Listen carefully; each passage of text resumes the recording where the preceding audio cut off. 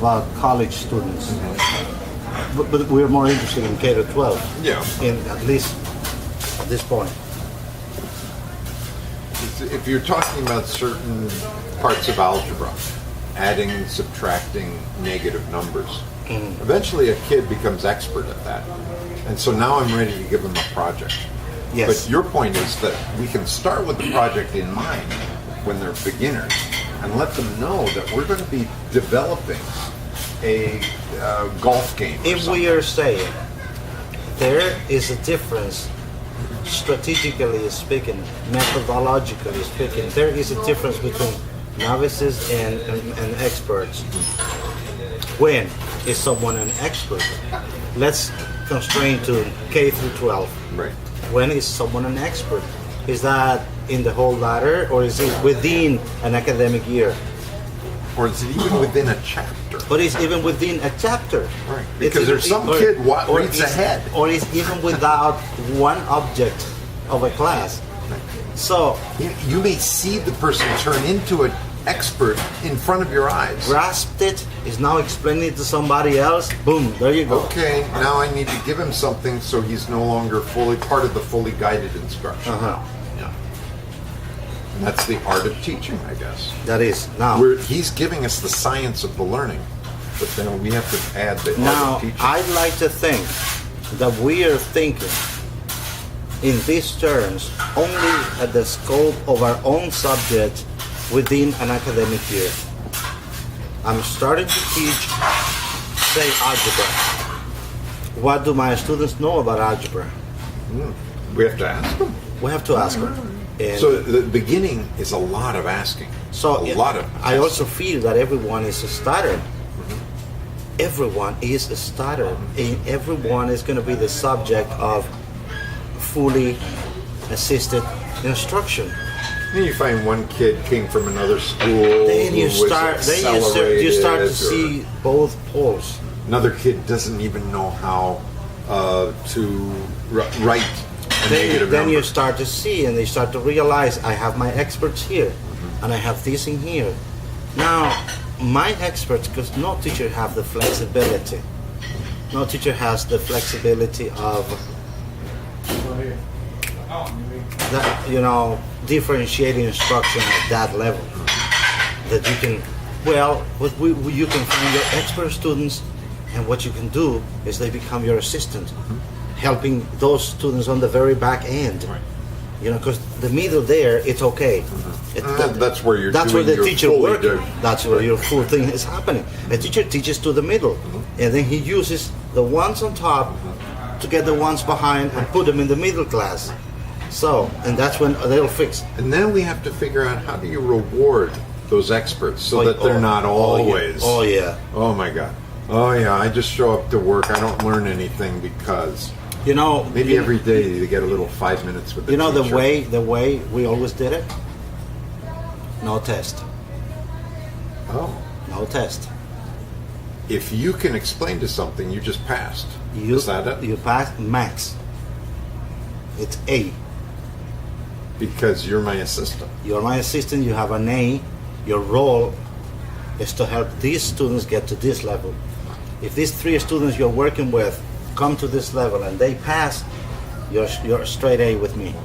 That's how we used to do it. Right. So we negotiate with these students. Oh, and they also have full access to the teacher anytime. Full access. You can come, call me on the phone, come home, ask, I need to explain this better. The strategy is not working. Which is beautiful that someone can do that. Yeah. And that's how we do it. And That makes so sense. the class itself, it's The moving. other students are maybe taking the test. Yes. Is that it? Yes. They are Okay. all taking it except for the advanced, the experts. Because the they've experts proven themselves. They've performed their understanding. very well, and now you want them to teach, which is the best way to learn something. And it's like, oh wow. Because remember I get to be the what I teacher. say. You don't know anything until you are able to teach it. Right. That's another one of those principles. Yes.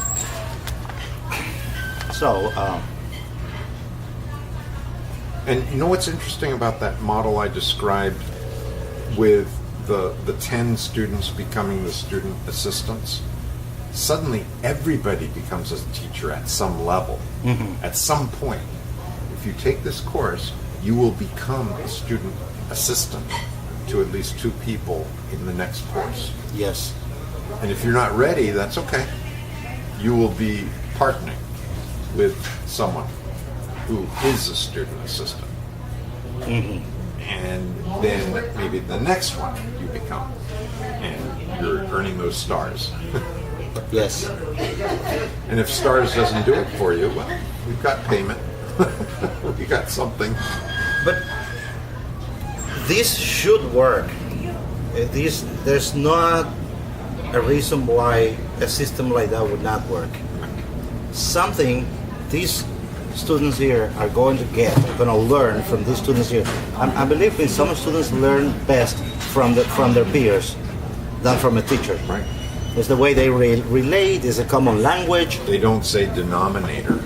This is the down number, up number, number on top, The number on the and bottom. they are not afraid to say, I don't know this. Yeah, I don't know the name, but Because it's just to their peers. Yeah, It's not just do this. It's not open class conversation. the novice Because there's- will tell. We'll tell, you know. Yeah, I don't want the teacher How to do know. you know that? How do you know that? And then the other one explained. This is a great dynamics in the classroom. I never learned how to do long division. I only use a calculator. Exactly. How do you do that? How do you do that? Explain this to them. So and they can even negotiate how that is going to happen. It's a contract, and that can go wrong. Oh, bullies! Yeah. And then, You're going to have to pay me. I need lunch. and here's something else. So the teacher has to be listening. Not all the students will perform well at school.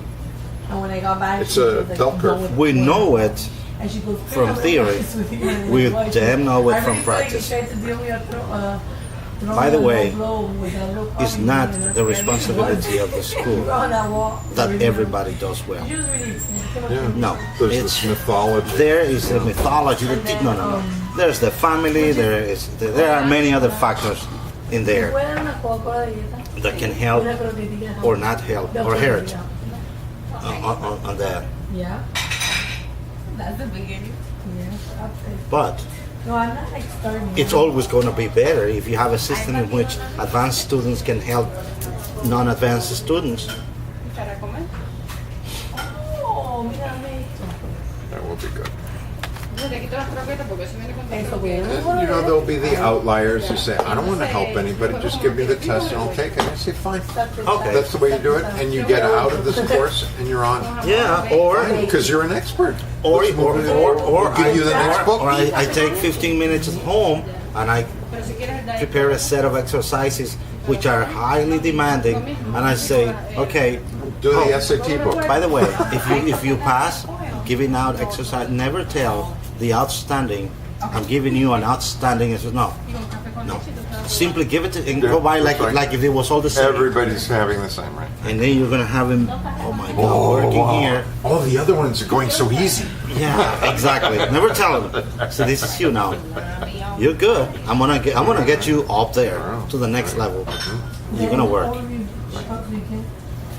And then after he's worked a little bit, then he comes and does some student assistant. Right. Yeah. So this is how you differentiate. Now there are so many things that we are talking about, and so many different things. We have to start probably. If this is going to continue, we're going to have to start to create our structures. The class, components of the class, the philosophy behind the class, what things are needed for the teaching learning process. Okay, here it's all the philosophy, all the theories, all this, all that. It's define the concepts of time, goal, objectives, tasks. Define all these things and see if we can create the right model for lesson planning, other than what is known today as lesson planning. So think a little Course more. plan. Course plan. To think a little more out of the box, and probably design something that can be used by teachers to clear up, some of the things that might be in their heads. some of the misconceptions. No. Oh, I'm going to use learning styles. I'm going to have learning styles. You know, okay, fine. Why don't you but think- where's the prior knowledge? I don't see prior knowledge. Why don't you here. think about something else? Why don't you think, and what are the strategies you're using to connect with your students' prior knowledge? How are you capitalizing on what they already know? And when you